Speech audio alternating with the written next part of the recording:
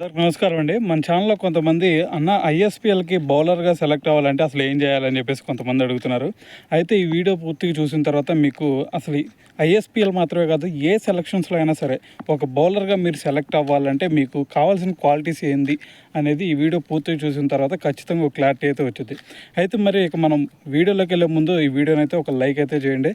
అయితే ఇక మనం మ్యాటర్లోకి వెళ్తే ఫస్ట్ మీరు బౌలర్గా కాకుండా లేదంటే బ్యాట్స్మెన్గా అయినా సరే ఏదైనా సరే మిమ్మల్ని పిక్ చేసుకోవాలి అంటే మిమ్మల్ని ఒక సెలెక్టర్ మిమ్మల్ని ఒక బౌలర్గా అయినా బ్యాట్స్మెన్గా అయినా పిక్ చేసుకోవాలి అంటే ఫస్ట్ మీకు అట్రాక్ట్ అవ్వాలి.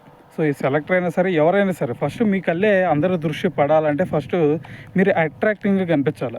మరి అట్రాక్టింగ్గా కనిపించాలంటే మరి ఏదన్నా పౌడర్ కొట్టుకొని వెళ్ళాలా లేదంటే మేకప్ కొట్టుకొని వెళ్ళాలా అనేది కాదు ఇక్కడ మ్యాటర్. ఫస్ట్ మీరు క్రికెటర్గా సెలెక్ట్ అవ్వాలి కాబట్టి మీరు చేయాల్సిందల్లా ఏంటంటే మీ బౌలర్ అయితే బౌలరు లేదంటే బ్యాట్స్మెన్ అయితే బ్యాట్స్మెన్. సో మీరు ఒక బౌలర్ అయితే మీరు మీ బౌలింగ్ అనేది ఒక అట్రాక్టింగ్గా కనిపించాలి. మరి బౌలింగ్ అట్రాక్టింగ్గా కనిపించాలి అంటే ఏం చేయాలి అంటే మరి మీ దగ్గర ఒక బౌలర్గా అయితే మీ దగ్గర ఉన్న ఆయుధాలు రెండు. వాటిలో ఫస్ట్ వచ్చేసరికి స్వింగ్, దాని తర్వాత సెకండ్ వచ్చేసరికి పేస్. మరి ఈ రెండు మీ దగ్గర ఉంటే ఖచ్చితంగా మీకు సెలెక్టర్ అనేవాడు ఖచ్చితంగా అట్రాక్ట్ అవుతాడు. మరి ఇక్కడ మీరు ఐఎస్‌పీఎల్‌లో ఆడేది మీరు టెన్నిస్ బాల్. మరి టెన్నిస్ బాల్ స్వింగ్ అవటం చాలా కష్టం.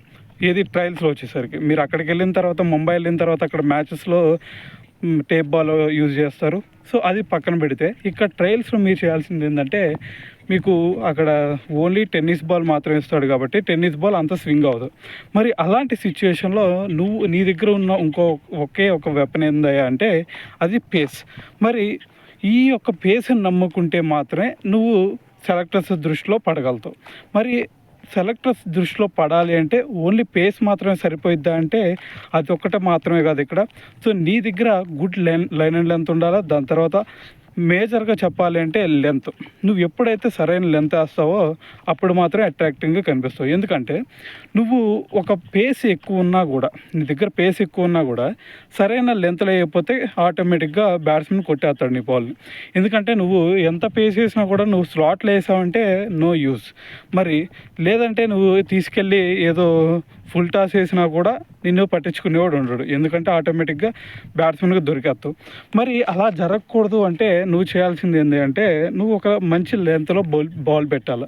మరి అలాంటి లెంత్ ఏదన్నా ఉంది అంటే అది ఒకే ఒక గుడ్ లెంత్ మాత్రమే. మరి ఆ గుడ్ లెంత్లో లేదంటే నువ్వు షార్ట్ బాల్ వేసి ఒక బౌన్సర్లో వేయాలి. మరి ఈ రెండు బాల్కి మాత్రమే బ్యాట్స్మెన్ బీట్ అవుతాడు.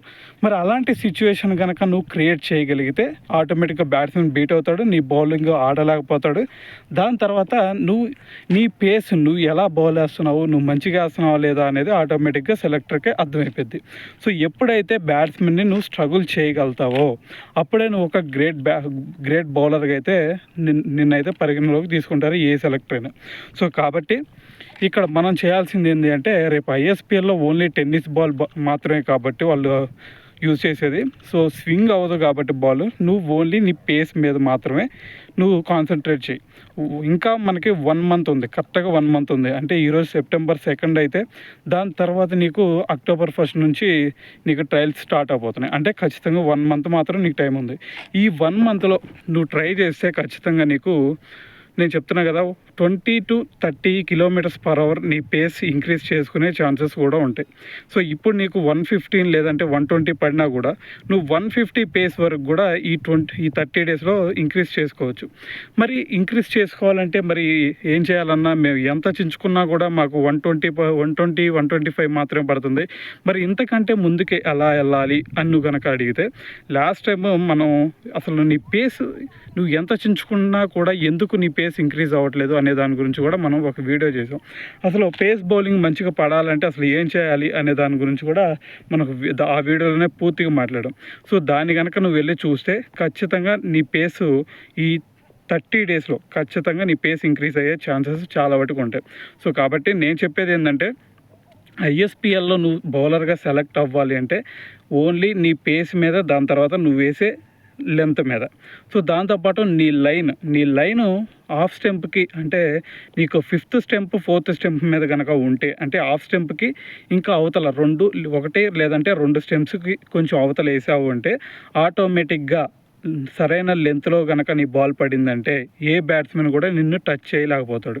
సో దానివల్ల నువ్వు నీ బాల్కి బ్యాట్స్మెన్ బీట్ అయ్యాడంటే ఆటోమేటిక్గా సెలెక్టర్స్ దృష్టిలో నువ్వు పడతావు. సో ఇది మాత్రం గుర్తుపెట్టుకో.